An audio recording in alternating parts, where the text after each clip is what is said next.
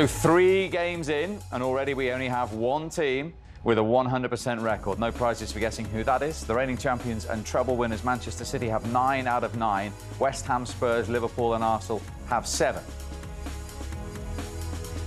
And as I say, unfortunately for Everton, they are rock bottom. That is because they haven't scored a single goal and lost all 3. Luton, Burnley and Sheffield United also yet to get a point on the board. But as you can see, Luton and Burnley, the newly promoted teams, have only played twice. Well, I think we need to lie down after that. Darwin Nunez thought he grabbed what was an incredible point, but then it got even better for Liverpool. The Uruguayan, with his second, making sure the away team grabbed all 3.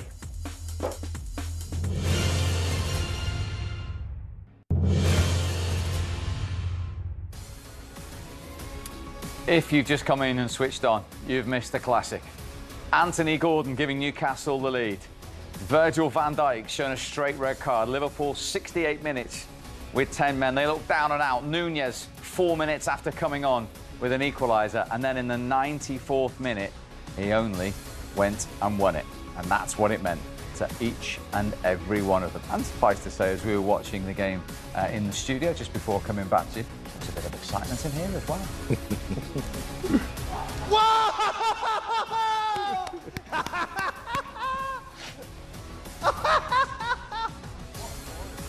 I told you it was going to be 2-1. I just didn't know.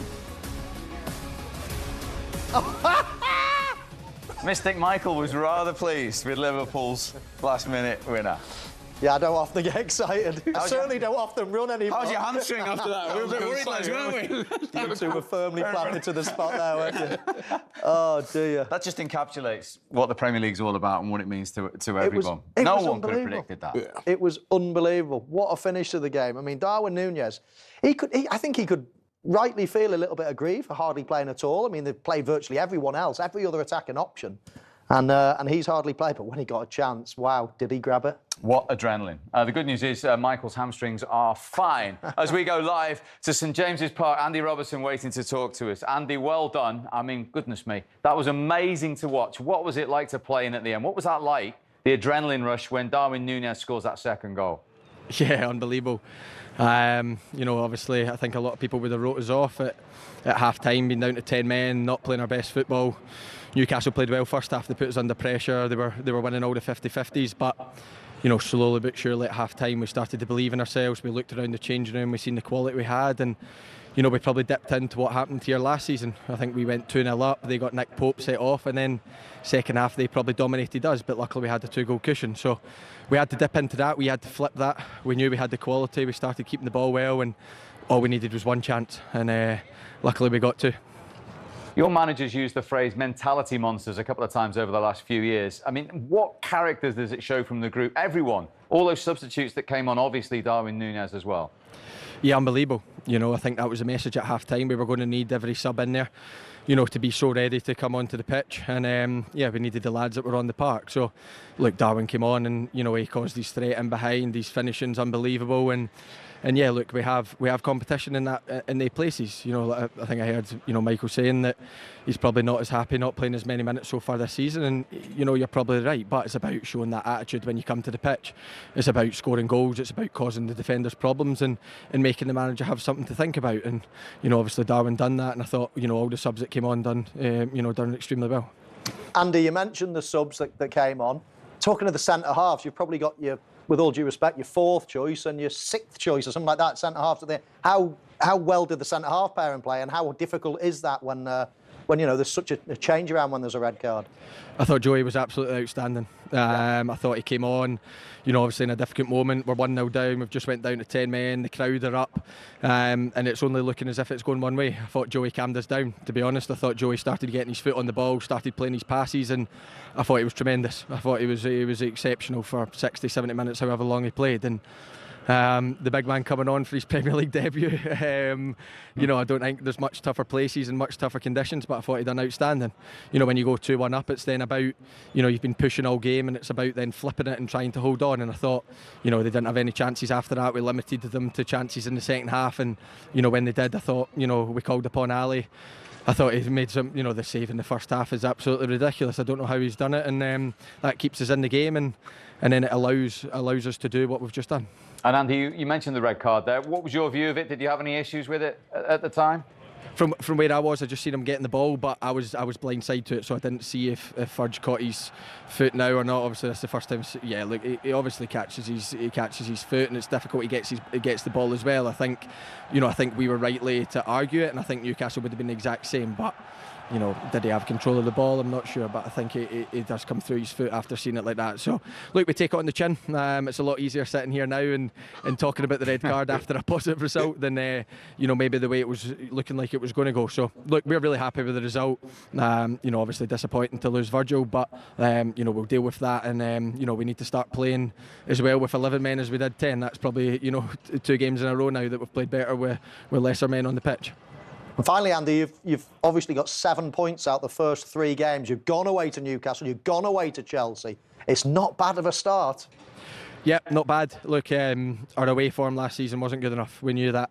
At home, relatively, we were good enough, but away from home, we let ourselves down. And it's a good start. 4 points. Chelsea was a difficult game. We know we didn't play as well. We know we had obviously less possession, and they were probably hard done by not to get the win. But we dug deep and we got a 1-1 draw. And then, today, look, we didn't play our best, of course we didn't, but the determination, the desire in the second half was second to none, and you need that away from home, especially when you come to a place like this. The crowd are up, they're in a good moment, the fans are loving the team, and they create a special atmosphere here, and we certainly quietened them down near the end, and like I said, we need to continue that away form if we want to do anything this season. Very well done, Andy. Appreciate you chatting to us. Thank you very much indeed. Thanks very much, lads. Thank you. Andy Robertson live at St James's Park for you. More Liverpool reaction now. Darwin Nunez, Alisson, and first of all, Trent Alexander-Arnold. Right, guys, what an extraordinary game. We're going to break with convention and do the player of the match at the start. I know Darwin doesn't speak any English, but Alisson, you're going to, as well as be goalkeeper, you're going to be translator. Just ask him before he goes how extraordinary a day that was for him and what it means to be Liverpool's hero. Foi grande dia, extraordinário dia para ti e como tu te sente aí por ter sido o homem da partida nesse jogo. La verdad que me siento muy bien, muy contento por el equipo, por la entrega de mis compañeros. La verdad que lo hicieron muy bien después de la expulsión de Berg. Quedamos con 10 jugadores y es muy difícil mantener un partido y cuando vas perdiendo 1-0. La verdad que supimos tener cabeza y controlar el juego y la verdad que estoy muy feliz, muy satisfecho por el trabajo que vengo haciendo y la verdad que felicitar a mis compañeros. Trent, going to translate for us? I'm joking. Ali, I can translate that. No, he said he's very happy. He say about the team. The team did a really good job after we were one last player on the pitch after Verge got the red card, and we work really hard for this kind of moments. And he said mainly that he's very happy to come in and to help the team with 2 goals, and it was a great performance from the team, and he's really happy. Tell him well done, brilliant. He's the player of the match, and Darwin can go and see the rest of his teammates. Muito bem. Parabéns pela performance e teu homem da partida. Bueno, muchas gracias y esto se lo dedico a mis compañeros por la entrega. Isso aí tu pode dizer em inglês. A couple of words? Thank you for support. Very good. Thank you. Trent, for a team that's done it all, even for that, I mean, what an extraordinary day. It's unbelievable, to be honest. It was something very special out there today. You come here with a game plan. Went out the window quickly. Yeah, very quickly. You come here with a game plan. You want to dictate possession. You want to control the game. You want to try and kill the atmosphere as quick as possible and as much as possible, because that's a big advantage for them. But that wasn't the case, and we've had to do it the hard way, the very hard way. And I think we have made it difficult. But out there we dug deep. We all pulled in together. It was something for the ages, to be honest. One of our best performances since, the manager's come in, and we've had some outstanding performances as a team, as individuals, but I think we'll look back on this game as something very, very special. Alisson, within the group, do you just feel like only Liverpool can do things like that? Yeah, you cannot take Liverpool underestimated even in a game like that, but To be honest, even when we play against them here last season, they had one player sent off, and was really hard to play against 10 men. When you play as a unit, you can do so many things on the pitch. You can make the pitch be smaller. With the quality that we have in the team, we can do so many things. And we said in the changing room in the halftime that we should believe we're going to have chances. And we should believe that we are capable of doing something here tonight, and we did it. I think this is on the history among the so many games that we play, so many. Just behind Barcelona, something like that? Yeah, something like that. I think that game, no comparison. But this one is one of a kind. Trent, right towards the end, I think it was perhaps an injury time, you're in the corner and you just let out such an outpouring of emotion. What's going through your mind there? The first half an hour, perhaps? You know how difficult it is. I think you dig together as a team. I mean, it sounds strange, but almost going down to 10 men, it brings the team tighter and closer together. It makes you stronger. And you have to do the extra yards. You have to fill in the gaps. You can't switch off. And we've all pulled together. Like Ali said, we spoke at half time about the belief that we had for what we wanted to do. And did you genuinely believe? I mean, you don't genuinely believe you're going to win the game, but you know if you stick together, you've got chances. And I think the mentality at half time is, you're not coming out here and you're not trying to score 2 goals straight away. You want to hang into the last 10-15 minutes, give yourself a chance, and know that they'll get tired as well, and you'll hit them on the counter. And I think we've executed that game plan. We changed, and the lads that came on, outstanding. Jarrell Kwanzaa, absolutely phenomenal in his first game for us, coming on in an atmosphere and an environment like this is extraordinary, and to hold his own in the way he's performed is outstanding. Everyone, Darwin, Harvey, everyone that came on was outstanding. Just at the start, after the booking, which perhaps you're a bit unlucky with, I mean, your heart must have been in your mouth when you pull back Anthony Gordon. Them things, it's always difficult, especially when you're away from home. They can go against you, and it was a bit of a mistake from me, and I didn't help with the crowd on top of me and the team. And you just tell for people at home, because very few people have that experience where a really vociferous crowd like that gets on top of you and you make a mistake. How hard is it then to steady yourself? Oh, it is, of course, but luckily me and the team are experienced in these things. We've played in difficult environments, we've played in difficult games, difficult situations, and we've been able to pull through. So we knew deep down that we had a chance to carry on and go and perform, of course. Concede the goal. We got a man sent off, but deep down we always believed we could leave with a result.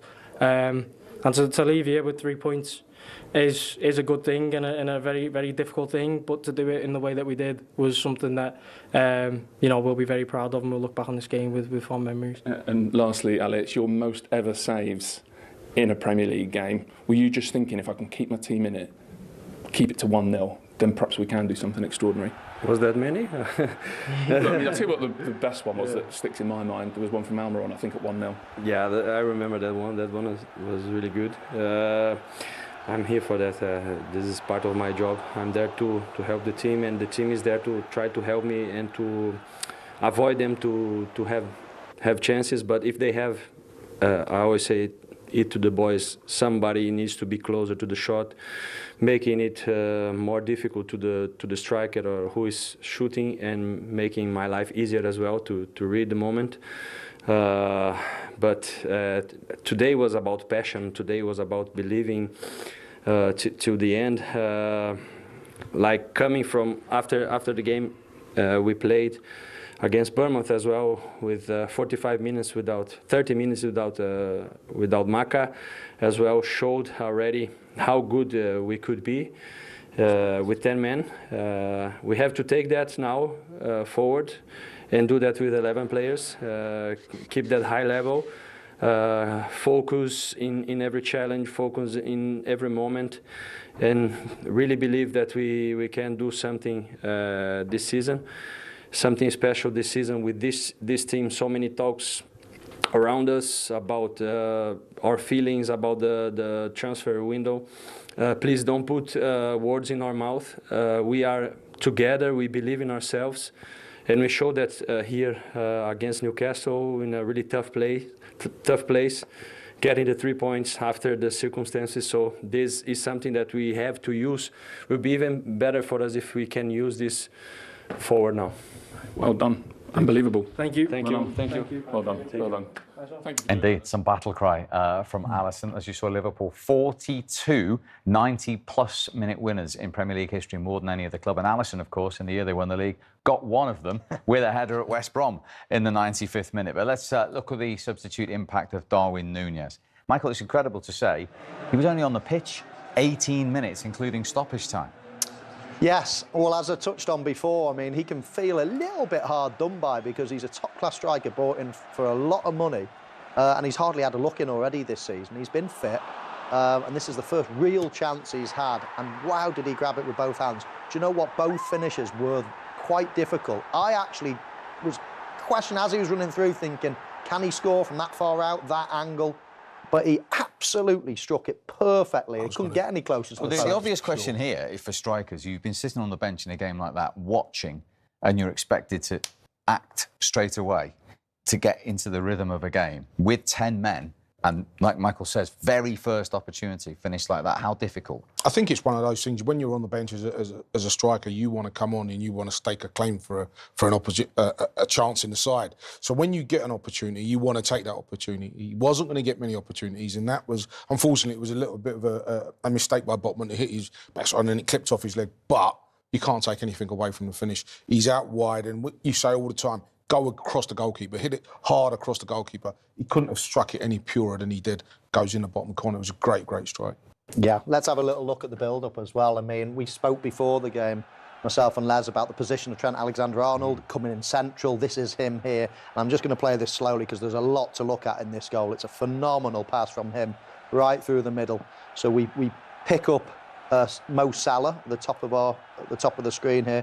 This ball is about to be played right through the gap here. Look at him searching for that right through this gap. Mo Salah's pointing, isn't he? And if we just roll it through it slightly, just keep your eye on Mo Salah. He just checks his shoulder as well. He's having a look. He's having a look what's around. There he goes. He has a little look. And then watch this for a first-time pass. Absolutely sublime with his weaker foot as well. Now, there is a little bit of luck with the through ball. Does take a couple of little ricochets, is it, Botman? It's his back and then his heel. heel. And then his heel.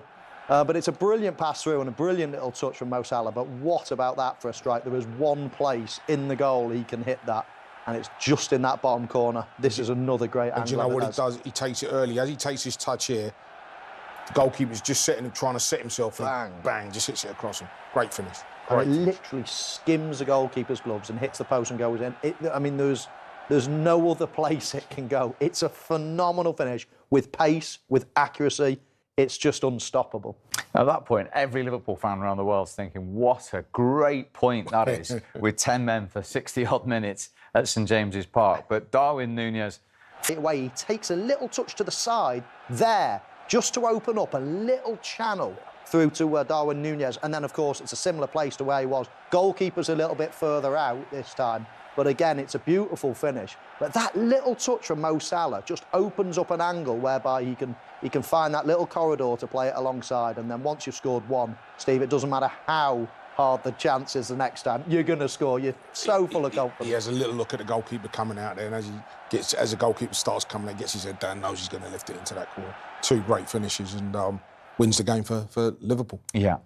Let's go back to the first half, because we heard from Trent Alexander-Arnold there, and we also heard him talking about his yellow card and the incident afterwards in that first half. 5 minutes, 4 seconds in, this happens. This happens, and looking at it, when you look at it again from behind, he gets shoved in the back, and it really should be a free kick to Liverpool, but it's not. And as we've seen at the start of this season, you throw the ball away, you're getting booked, you're getting a yellow card. So rightly so, he gets the yellow card for throwing the ball away. But we think it should have been a free kick. Gets the yellow card for that, and then how many seconds later? 36 seconds later, he does this. Yeah, and I agree with Les. I think it's a definite free kick to Trent, and he wouldn't have been in this position, but he was. And then once you are in that position, you've got to be very, very careful. I think he gets away with one there. I mean, he doesn't. It's not too much contact, but the intent's there to try to block the run. Anthony Gordon is running away from him. He's a very, very lucky boy not to get a second yellow. What about his mentality for the rest of the game? And obviously, we're going to see the goal in a moment, but the whole game to A, stay on the pitch, B, have an effect, and C, take the armband after the red card. Well, I'm sure Jurgen Klopp, because we saw Joe Gomez getting warmed up as soon as he made that second foul, and you saw a close-up of Trent Alexander-Arnold, and he had a little look, and you could see, you could see that he probably thought, I'm going to come off here. So the mentality to get back into the game, get back focused, and when he didn't bring him off, of course, then that's an experience. That's why he's a vice-captain, really, an experienced player. Got to be very, very careful after that. Having said that, for the goal, he could have been sent off, couldn't he? He could have been, and the reason why I thought he might have got taken off was because Gordon was having such a good time against him. But then he kind of makes a mistake. I thought it was a tough ball back from Salah on his left foot, but he makes the mistake. He grabs hold of Gordon's shirt. But Gordon sees an opportunity to go and score a goal and stays on his feet and perhaps keeps Alexander-Arnold on the pitch. Yeah, let's have a look at the goal again from a different angle. I mean, it's a really tough ball he's got to control from Mo Salah, but he's got to do better. It is his fault. A bad first touch. It was a bad first touch of his against Bournemouth as well for their goal at Anfield not so long ago. And there it is. There's the grab. We don't really need to magnify it, but we will.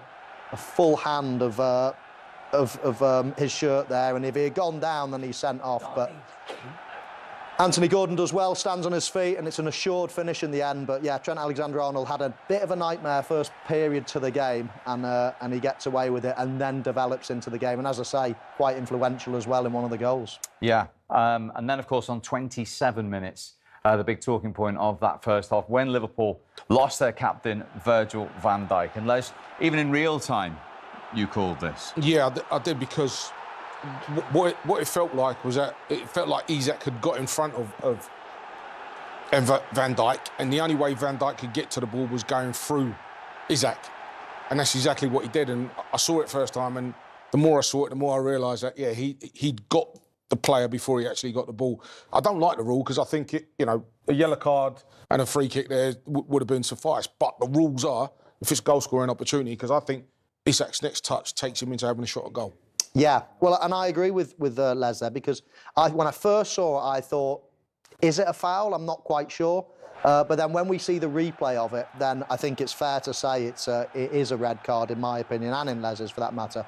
That's not a bad angle, but it's this last angle that I think is the best one, Steve. You can clearly see. Here we go. We'll just slow it down. Watch this. Virgil van Dijk definitely touches Isak's foot before getting the ball. And I think that's the key. The right foot here of Van Dijk there before it hits the ball.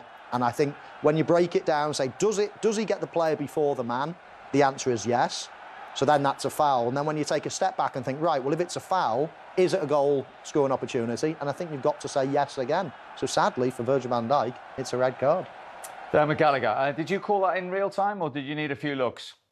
No, I think instinct as a referee would tell you that, Steve. And first thing is, does he get the ball? Well, quite clearly, as Michael's just shown on the video, he gets the player first. It's a foul, there's no doubt about that. If you watch here, once he gets in front of him, once Isak gets in front of him, he's got the advantage. So there, he takes the leg out, so it's a foul. Is it outside the area? Yes. So once it's outside the area, it becomes a red card offence. In the area, he may get away, they may be able to say, well, he made a genuine attempt to play the ball. But that rule is overlooked once it's outside the penalty area, so therefore a red card. The referee has no option. So Dermot, so you're saying in the penalty area, it would have just been a penalty and not a red card? A yellow card, because if you go to make a tackle in the penalty area, they don't want the double jeopardy of penalty and red card, so therefore that becomes a yellow card. But that's all you have to ask, Les, is it a foul? Yes. Is it outside the penalty area? Yes. He's bearing down on goal, as you quite rightly said. His next touch takes him away from Van Dijk towards goal. Therefore, it's a goal-scoring opportunity. So an excellent piece of refereeing by John Brooks for you there. Yeah, I think that's first class, because we've looked at it and, we all said it was a red card, but we've looked at it in slow motion. We've looked at it 3 or 4 times from different angles. John Brooks had one look, made his decision. I think it's absolutely spot on. And what about Trent Alexander-Arnold? Let's look at the 2 incidents, Dermot. The obvious question is, was he a lucky boy?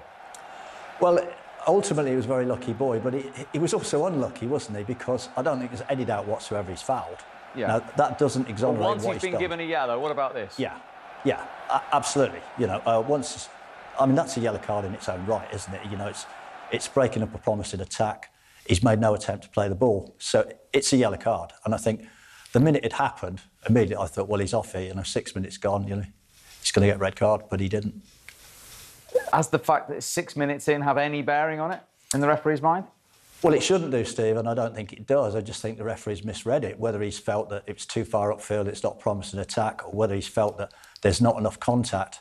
But when you see it like we see it, you know, Gordon's away, there's no doubt about that. He's got yards and yards and yards in front of him. He's away with the ball. It is a foul. It's quite clearly a foul. He hasn't gone to play the ball, so it should have been a second yellow card. Dermot, thank you very much indeed for clearing that up. Goodness me, there's so many people to talk to after this game and so many things to talk about. We haven't heard from the managers yet. We'll put that right. Difficult to come out and talk after that. Lots of emotions, I'm sure. What can you say about what you've seen? Yeah, I mean, there was a lot of good. We should have put the game to bed, and that's probably the thing we're all kicking ourselves with. We had chances, a lot of goalmouth action in their box. The goalkeeper made one of the best saves I've seen live.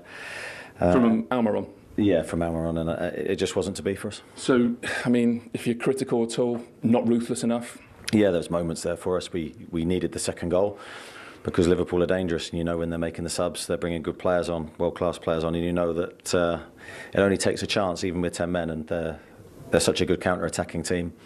We're really unlucky again with their first goal that hits Sven's back and then his heel and lands perfectly for Nunez. It's a great finish, but those are the small things that go against you sometimes, and it did for us. Would you also, or perhaps argue that your best football came against 11 men rather than 10?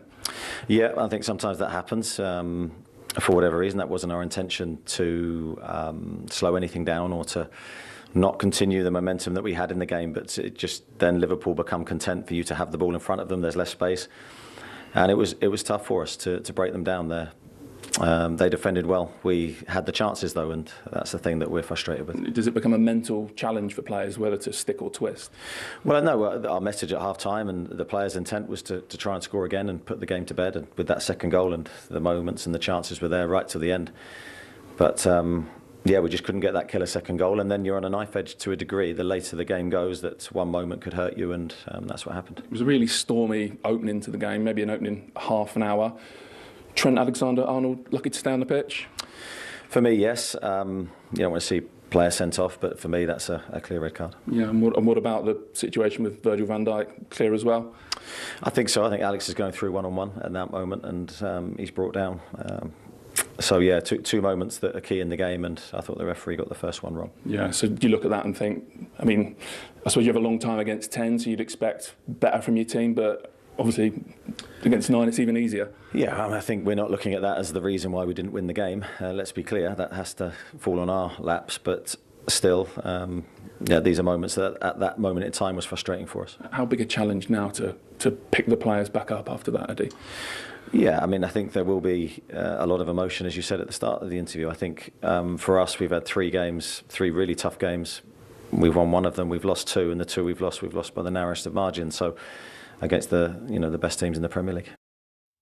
Yeah, very difficult one to take for Newcastle. Let's go to St James's Park. The former Newcastle striker Shola Amiobi waiting to talk to us. She's all the Liverpool fans at the end. Shola, what was it like from a Newcastle point of view? How hard to take right at the death? Yeah, the curse of Liverpool strikes again. It's been so long since Newcastle have won a game, I think, against Liverpool, and obviously, clearly, that second half wasn't, what we expected. The players obviously worked hard and tried, but I thought there was a little bit of hesitancy in that second half, trying to protect the lead. And it's always difficult when you do that against such a top side like Liverpool, where they've got players who can come off the bench and strike at any moment. And yeah, it was like Eddie said there, it was just disappointing that we didn't put our foot on the gas in that second half. And if you don't do that, you're going to get burnt in this league, and that's what happened. With the chances they had, Shola, at 1-0 in the second half, should they have put it to bed? Yeah, I mean, clearly, you're playing against 10 men. You're in the ascendancy. You're at home. Generally, you look at the chances that we've created. Certainly, the first game of the season, we put everything away, and obviously, if this goes in, I mean, it's game over. That was unlucky. That was such a great run. But you have to say, you look at the one that Alisson saved in the first half. One of the best saves I've ever seen live. And then you look at, obviously he's running through here, and you think, square it to, Wilson. But we had enough chances to put the game away, and that's the disappointing thing for Newcastle. I think it's important that they regroup. These are this type of games, for Liverpool, where it can really make it your season. You can resurrect it, and on the flip side, for Newcastle, it's just a deflating defeat, in a game that quite clearly they should have won. But we saw their character last season, didn't we? And mentality. I mean, it's an early season test of that again here now. Yeah, absolutely. Listen, Eddie knows what he's got in that dressing room. It's obviously clearly a disappointing result. It's a result I've come to be accustomed to be honest. But that doesn't take away from what they're trying to do, what they're trying to build. And like you say, there was enough in that game for Newcastle to win it.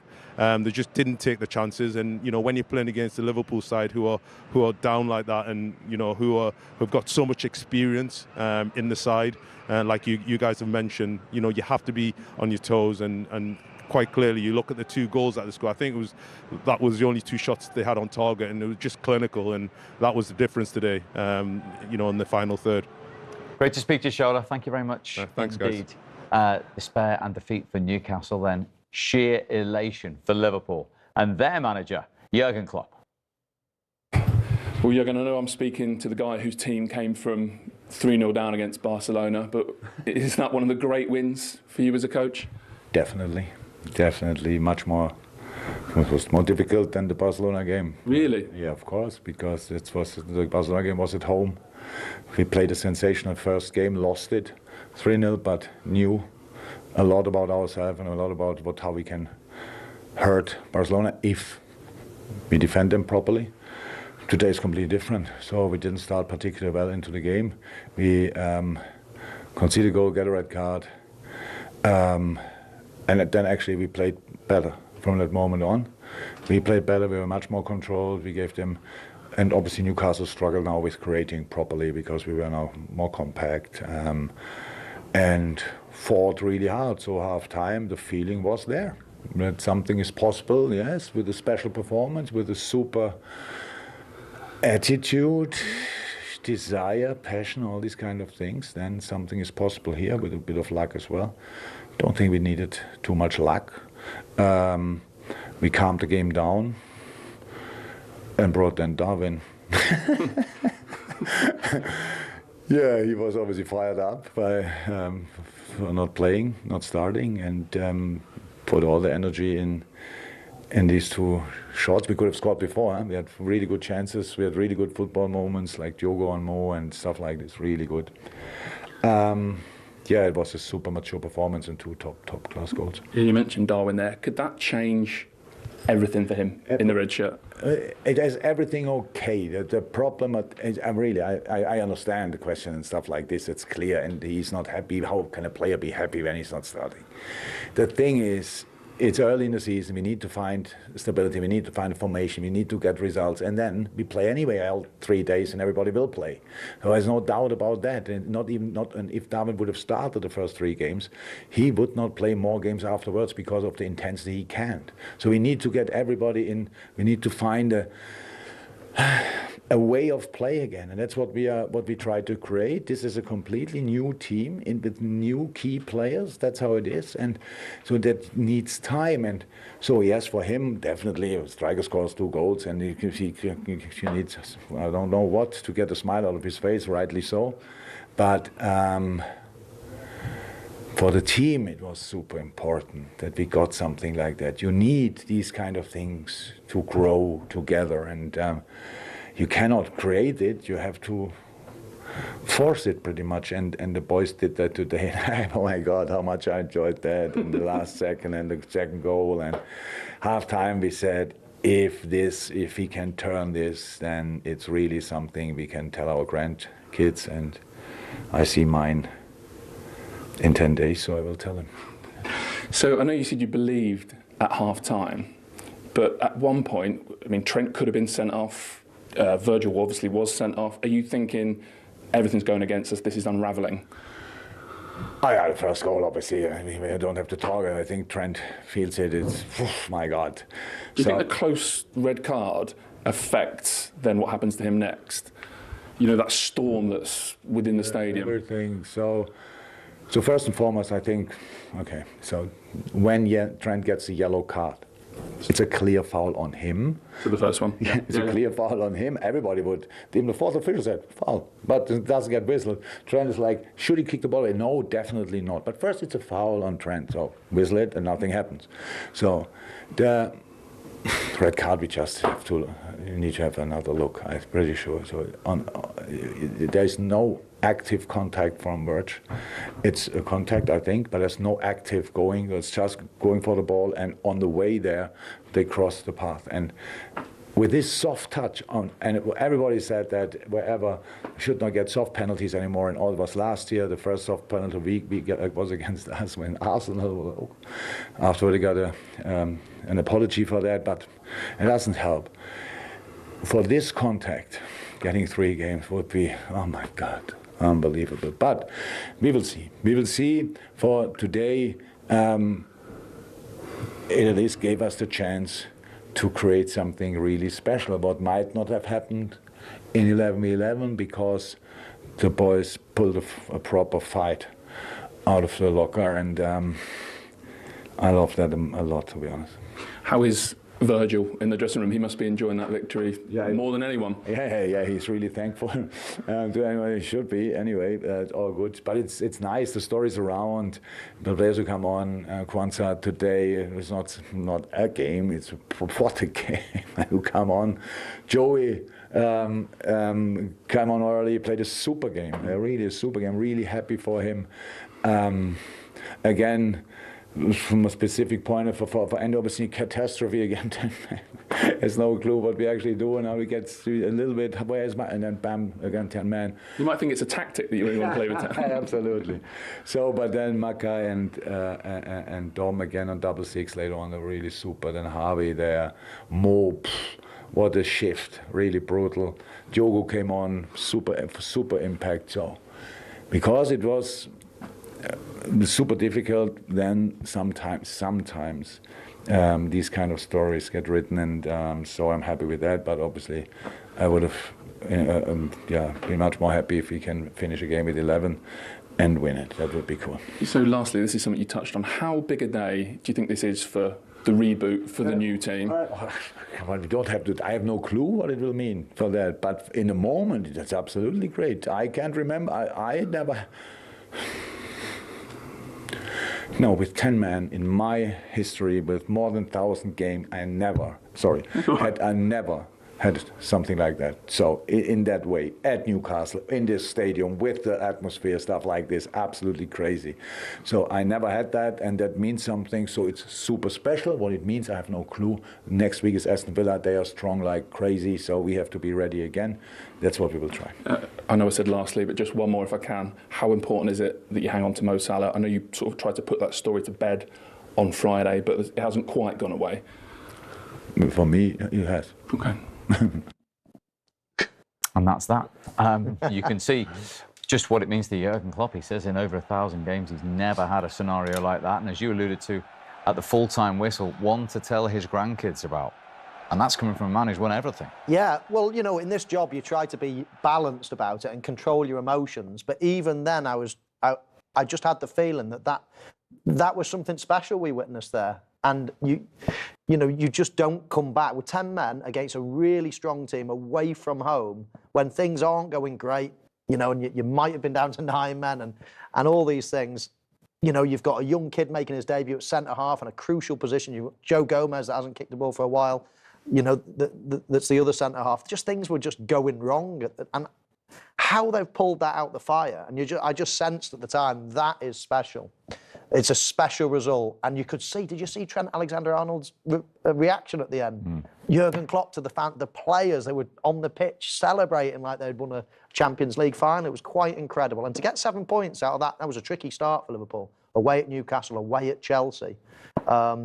You know, that's a good return, 7 points out of 9, with a brand new midfield as well. We saw those chances for Newcastle with Sherlock. What we didn't see was Alisson's save again, which is worth seeing, because Almiron thought he'd scored, and that would have been with 10 men game over. Yeah, I think we all thought Almiron we'll look back on. Yeah. When you look at this Liverpool side, I think there's always pivotal games, and I know we're early in the season, but as he said, it's a new team that he's brought together, and they're all learning things. And today they would have learned. Seen over the years, a certain game, a certain moment can kickstart a player's career. Could those 17 minutes on the pitch today do that for Liverpool and Darwin Nunez? I think so. As I say, you don't want to get too carried away with everything and think everything's now perfect. But I've said on this show dozens of times, as you well know, Steve, there's something about this lad that I absolutely love. He's direct, he's quick, he's strong, he's got an unbelievable shot on him. He's got the raw ingredients to be really good. And he just needs that confidence, he just needs that belief in him from the manager and from his teammates and things like that. First came to the Premier League, everyone laughed at him for the first year. His touch was everywhere, he couldn't score. And then, look what we saw, one of the best players we've ever seen in the Premier League. And I'm not saying he's going to be Drogba standard, but he might be. He's got the raw ability to be. Well, he's obviously following in Luis Suarez's steps at Liverpool as a Uruguayan, but he's got that street footballer look about him, Les, hasn't he? Yeah, certainly, with the tattoos and everything else. No, he has got that street footballer, and you picked up a great point. We'll draw confidence from those 2 goals and go on from here. Yeah, he's got attributes that you can't give people, Steve.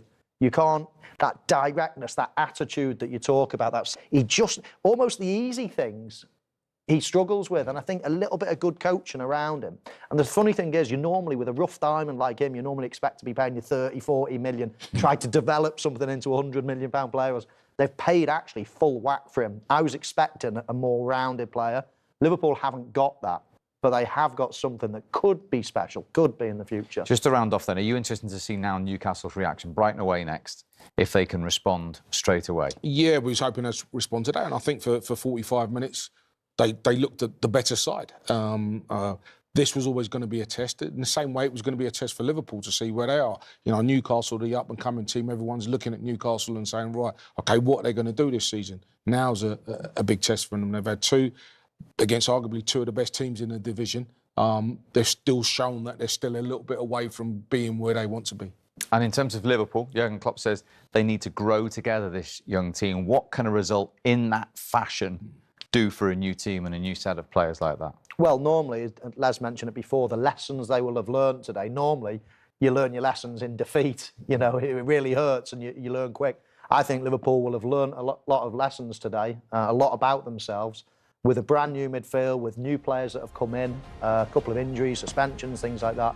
And they've still come in, learnt the lessons and got a win, which is equally. I think we all need to lie down after that in one way or another.